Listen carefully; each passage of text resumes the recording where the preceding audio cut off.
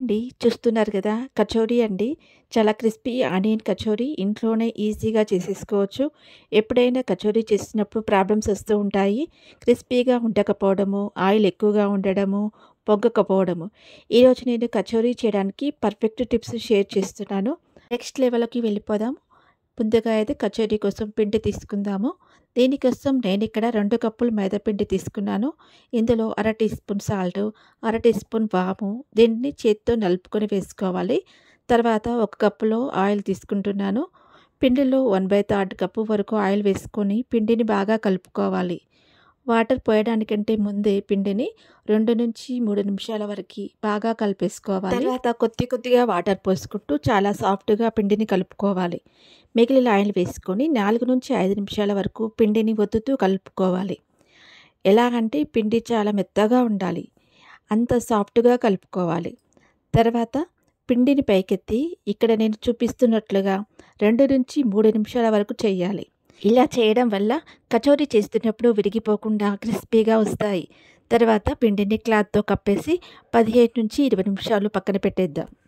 ఇప్పుడు మిక్సీ జార్‌లోకి 1 tea spoon సోంపు, 1 టీ స్పూన్ ధనియాలు, 1 టీ స్పూన్ జీలకర్ర, 7-8 మిరియాలు, 4 లవంగాలు, 1 టీ స్పూన్ కారము, 5-6 వెల్లుల్లి రెమ్మలు, 1 పచ్చిమిర్చి, కొద్దిగా సాల్ట్ వేసి వాటర్ పోయకుండా పొడిగా గ్రైండ్ చేసుకోవాలి. దగ్గర ఆమ్చూర్ పౌడర్ ఉంటే కొద్దిగా వేసుకోండి.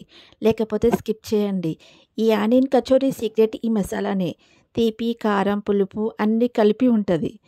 ఇప్పుడు దీనికి కావాల్సిన ఉల్లిపాయలు కూడా కట్ చేసుకుందాం.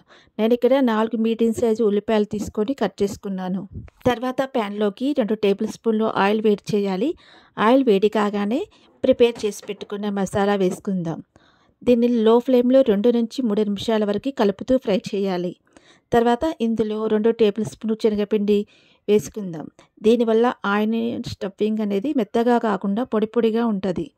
దీనిని మసాలాతో పాటు 2-3 నిమిషాలు లో ఫ్లేమ్‌లో కలుపుతూ వేయించాలి. దీన్ని వేయిస్తున్నప్పుడు మంచి వాసన అయితే వస్తుంది. ఎలా అంటే కడుపు నిండిపోయి కమ్మటి వాసన. తర్వాత ఇందులో ఉడికించిన ఆలూని వేసుకోవాలి. నేను ఇక్కడ ఆల్రెడీ ఆలూని ఉడికించి పెట్టుకున్నాను. దీనిని చేత్తో చిదుపుకొని వేసుకోవాలి. దీనిని 2-3 నిమిషాలు ఫ్రై చేయాలి. తర్వాత కట్ చేసి పెట్టుకున్న ఉల్లిపాయ ముక్కలు వేసి 4-5 నిమిషాలు ఫ్రై చేయాలి. ఉల్లిపాయ ముక్కలు మసాలాతో పూర్తిగా కలిసిపోయే వరకు వేయించాలి. దీనికోసం టైం ఎక్కువనే పట్టుద్ది. తర్వాత ఇందులో కొద్దిగా salt, garam masala, 1 teaspoon చక్కెర వేసి బాగా దగ్గర పడే వరకు లో ఫ్లేమ్‌లో కలుపుతూ ఫ్రై చేయాలి. చూపిస్తున్న విధంగా అయితే లో ఫ్లేమ్‌లో కలుపుతూ ఫ్రై చేసుకోవాలి. ఈ మసాలా మొత్తం దగ్గర పడిన తర్వాత మీకు కావాలంటే ఒకసారి టేస్ట్ చూడొచ్చు. ఇందులో ఏమైనా తక్కువ అనిపిస్తే వేసుకోవచ్చు. స్టఫింగ్‌ని కొద్దిగా చల్లారనివ్వండి. ఈ మసాలాతో పరాటా కూడా చేసుకోవచ్చు. తర్వాత పిండిని ఒకసారి కలుపుకొని మనకు కావలసిన సైజులో చేసుకోవచ్చు. నేను ఇక్కడ మరీ పెద్దగా కాకుండా, మరీ చిన్నగా కాకుండా చేస్తున్నాను. మీకు కావాల్సిన సైజులో చేసుకోవచ్చు. పిండిని కొద్దిగా తీసుకొని ఇక్కడ నేను చూపిస్తున్న విధంగా చేసుకోవాలి. స్టఫింగ్ మధ్యలో పెట్టి 4 సైడ్ సీల్ చేసి మధ్యలో ఉన్న పిండిని తీసేసి చేతితో ఒత్తుతూ మనకు కావలసిన సైజులో చేసుకోవాలి. అలా అని గట్టిగా ఒత్తకూడదు. పైన ఒత్తుతూ మరీ పలుచగా కాకుండా, మరీ మందంగా కాకుండా చూసుకోవాలి. మనం పెట్టిన స్టఫింగ్ బయటికి రాకుండా చూసుకుంటూ చేసుకోవాలి. అన్నింటినీ ఇక్కడ నేను చూపించిన మాదిరిగానే చేసి పెట్టేసుకోవాలి. నేను ఇక్కడ చెప్పిన విధంగా చేసుకున్నట్లయితే మంచి కచోరీని అయితే టేస్ట్ చూడొచ్చు. తర్వాత దీన్ని ఫ్రై చేయడానికి ఆయిల్ వేడి చేసుకుందాం. మాత్రం బాగా వేడి చేయాలి.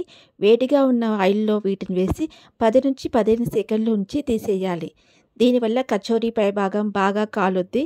అలాగే క్రిస్పీగా ఉంటది. ఈ విధంగా అన్నింటిని ఒకసారి ఫ్రై చేసి తీసేయాలి. మీకు కావాలంటే వీటిని స్టోర్ చేసి కూడా పెట్టుకోవచ్చు. తర్వాత వీటిని మళ్ళీ ఒకసారి ఫ్రై చేయాలి. ఇప్పుడు ఆయిల్‌ని పూర్తిగా చల్లారనివ్వాలి. అంటే లైట్‌గా హీట్‌గా ఉన్నప్పుడే వీటిని వేసి ఫ్రై చేయాలి అన్నమాట. ఇవి మెల్లమెల్లగా పూరిలాగా పొంగుతాయి.